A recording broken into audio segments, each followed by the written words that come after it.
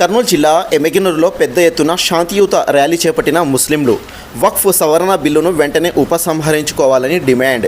వక్ఫ్ board అధికారాలను నిర్వీర్యం చేసేలా కేంద్ర ప్రభుత్వం ప్రవేశపెట్టిన వక్ఫ్ సవరణ బిల్లును వెంటనే ఉపసంహరించుకోవాలని కోరుతూ కర్నూలు జిల్లా ఎమ్మిగనూరులో ముస్లింలు భారీ శాంతియుత ర్యాలీ నిర్వహించారు. ముందుగా జామియా మసీద్ నుండి సోంప సర్కిల్ వరకు ర్యాలీ సాగింది. కేంద్ర ప్రభుత్వం ఆమోదించిన వక్ఫ్ చట్ట సవరణను వెంటనే వెనక్కు తీసుకోవాలని నినాదిస్తూ భారీ ప్రదర్శన నిర్వహించారు. సోంప కూడలిలో అరగంట పాటు మానవహారం చేపట్టి నినాదాలు చేస్తూ నిరసన వ్యక్తం చేశారు.